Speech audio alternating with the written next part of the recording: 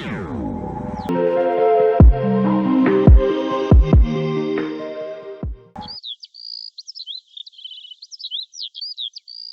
কপাল আমার! এত কাজ করি সারাদিন, ভাগ্যের চাকা যেন ঘুরতেই চায় না। গুরু, ভাগ্যের চাকা পরিশ্রমী ঘোরে। আমার তো এর বাইরে কিছু জানা নেই।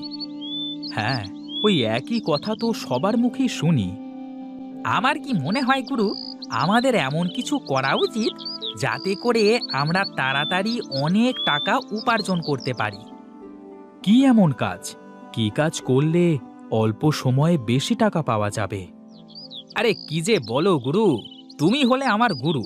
তুমি যদি আমার কাছে প্রশ্ন করো তাহলে কি হবে? মাথা তো কাজ করে না রে পাগলা, কি যে করি।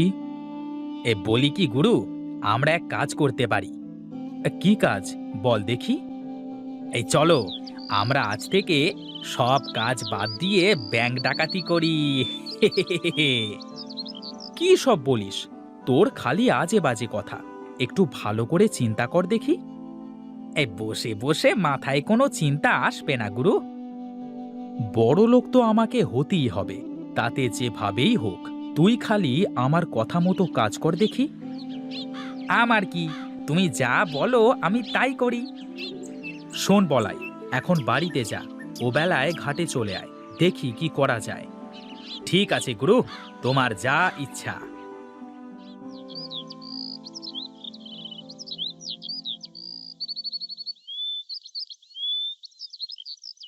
কি গিন্নি, বসে আছো যে? এখন আসার সময় হলো তোমার? রান্না করে সেই কখন থেকে বসে আছি, এই আসছো বুঝি? আসবো তো গিন্নি, এত ব্যস্ত থাকি সব সময়। হ্যাঁ, কি যে ব্যস্ত থাকো তা তো আমি ভালোই জানি। পেয়েছো তো ওই ভাদাইমা বলাইয়ের সাথে সারাদিন কুমতলব আটার। বাজে কথা বলো না তো গিন্নি। হ্যাঁ, আমি যা বলি তা তোমার কাছে বাজে কথাই হয়ে যায়। এখন এসো, কটা খেয়ে আমাকে উদ্ধার করো। আমার তো আর তোমার মতো ঘুরে বেড়ালে চলবে না, অনেক কাজ পড়ে আছে। বলি শোনো গিন্নি, এত চিন্তা করো না। একদিন দেখবে আমরা কত টাকার মালিক হই। হ্যাঁ হ্যাঁ, তা দেখা যাবে, যেদিন হবে সেদিন বলবে। আহা, তোমার হাতের রান্না মনে হয় অমৃতের স্বাদ। আহা, কি রসের কথা! সেই তো 3 বেলা ডাল ভাত ছাড়া কিছু জুটাতে পারো না, আবার এমন ভাবে বলছো যেন বিরিয়ানি রান্না করেছি। তোমার হাতের এই ডাল সিদ্ধই তো বিরিয়ানির থেকেও সুন্দর হয় গো গিন্নি। শোনো শোনো, খুব তাড়াতাড়ি আমাদের সুখের দিন আসবে।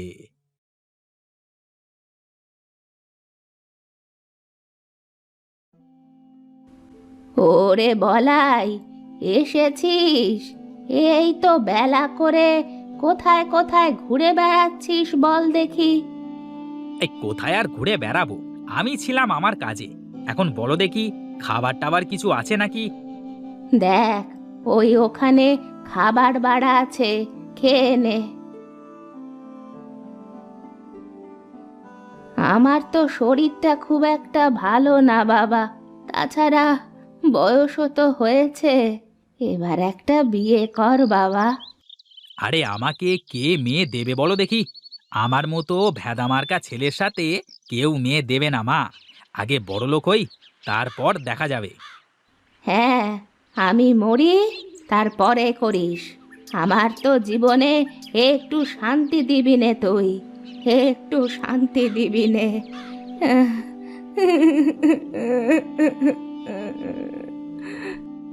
এই দেখো মা, প্রতিদিন এক কথা শুনতে আমার ভালো লাগে না। আমাকে আর একটু সময় দাও।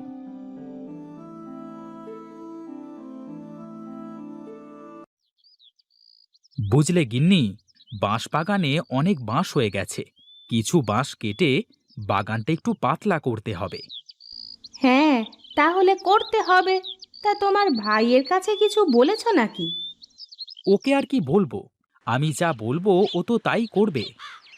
না, তারপরেও একবার শুনে দেখা ভালো, তা না হলে আবার পরে বলবে যে তুমি ওকে না বলেই এটা করে ফেললে। হ্যাঁ দেখি, ওর সাথে দেখা হলে বলে দেখব। এজন্য দাটা ধার নিয়ে রাখলাম। বেশ কিছু বাঁশ বিক্রি করা যাবে। যা ইচ্ছে করো, কিন্তু সাবধান, দুটো কথা যেন না হয়। আমার আবার মানুষের সাথে অযথা ঝগড়া চেঁচামেচি করতে ভালো লাগে না। ঠিক আছে গিন্নি, তুমি ওসব নিয়ে চিন্তা করো না তো। দেখি, যাই, আমি একটু মাঠ থেকে ঘুরে আসি।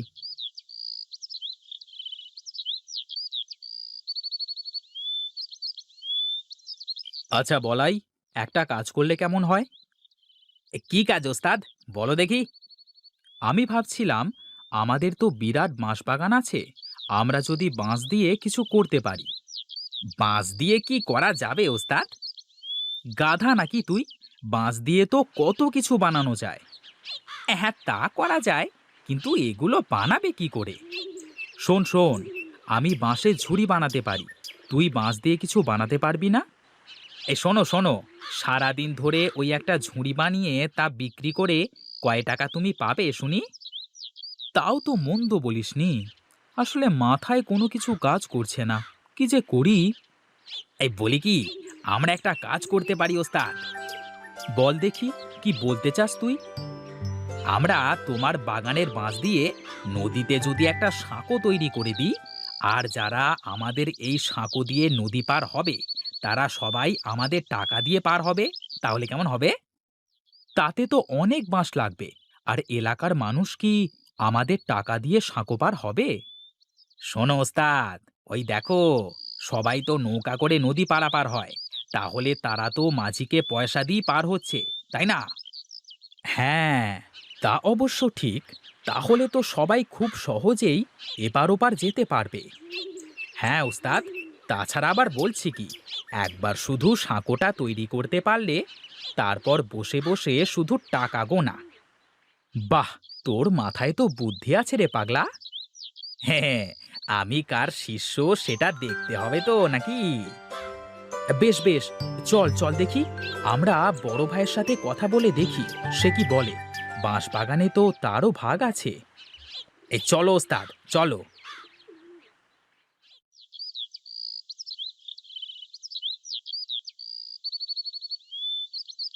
সে কি দাদা, এখানে দাঁড়িয়ে আছো যে? কিছু বাঁশ কেটে বাগানটা একটু ফাঁকা করতে হবে, তাই দেখছিলাম আর কি, কোথা কোথা থেকে বাঁশ কাটা যায়। তাহলে তো ভালোই হলো ওস্তাদ, আমাদের কাজ আরো সহজ হয়ে যাচ্ছে। কি রে, তোদের আবার কি কাজ সহজ হবে? বলছি দাদা, তোমার কাছেই যাচ্ছিলাম, তা তোমাকে এখানেই পেয়ে গেলাম, ভালোই হলো। কি বলবি বল দেখি, শুনি। আমরা ভেবেছি, আমাদের তো বাঁশের বাগান আছে, আমরা নদীতে একটা সাঁকো তৈরি করব। হ্যাঁ দাদা, এই কাজ করতে পারলে আমাদের অনেক লাভ হবে। তোদের মতলব কি বল দেখি? তোরা কি জনসেবা করতে লাগছিস নাকি? সামনে কি ভোটে দাঁড়াবি নাকি? আরে দাদা, কি যে বলো, আমি কেন ভোটে দাঁড়াতে যাব? আমি তো ব্যবসা করব। ব্যবসা? সাঁকো দিয়ে কিভাবে ব্যবসা করবি?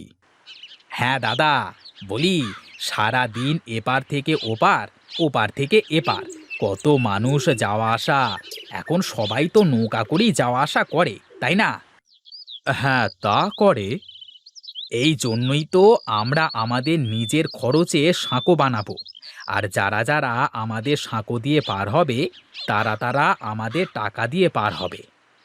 না ভাই, তোদের এই উদ্ভট চিন্তায় আমি নেই ভাই। আমি আমার ভাগের বাঁশ নষ্ট করতে দেব না। তোদের ইচ্ছে হলে রমেশের ভাগের বাঁশ দিয়ে করতে পারিস, আমাকে এসবের মধ্যে ডাকিস না। এই রে, দাদা তো কিছুই বুঝতেই চাইলো না। আমি বলি কি ওস্তাদ, আমরা আমাদের কাজ করি, দাদা যখন দেখবে আমরা সফল হয়েছি তখন আমাদের সাথে চলে আসবে। ঠিক আছে, কাল থেকেই তাহলে আমরা কাজে লেগে পড়ি। চল, এখন বাড়িতে যাওয়া যাক।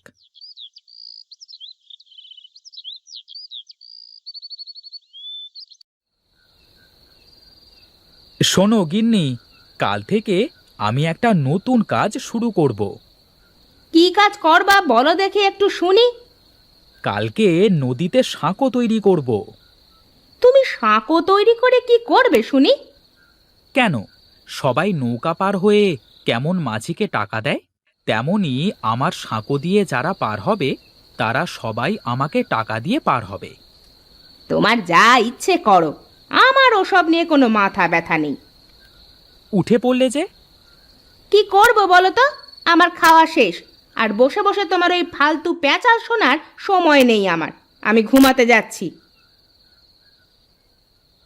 হায় রে কপাল আমার, কেউ বুঝতে চায় না আমাকে।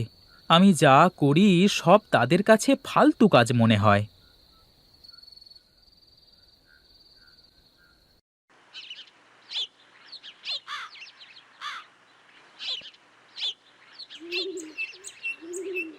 শোন বলাই, আমি বাঁশ কাটতে থাকি আর তুই বাঁশগুলো গাড়িতে করে টানতে থাক। ওস্তাদ, বাঁশ সব কাটা শেষ হোক, তারপর একসাথে করে টানা যাবে, কেমন? ঠিক আছে ঠিক আছে, তাহলে বাঁশগুলো সব গুছিয়ে এক জায়গায় জড়ো কর।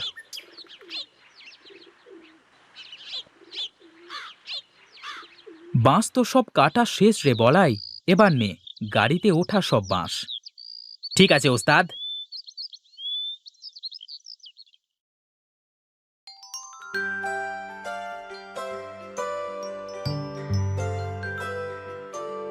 নে নে, এবার বাঁশগুলো সব নামিয়ে ফেলতে হবে।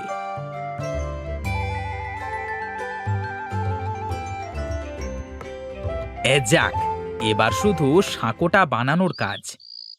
শোন রে বলাই, যারা আমাদের সঙ্গ দিল না তারা দেখবি আফসোস করবে।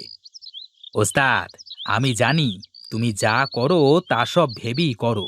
বুদ্ধিটা আমার হলেও এটা ভালো না মন্দ তা তো তুমি ভালো করে ভেবেছো, তাই না? হ্যাঁ রে, আমি সব ভেবেই করছি। নে নে, কাজ শুরু কর।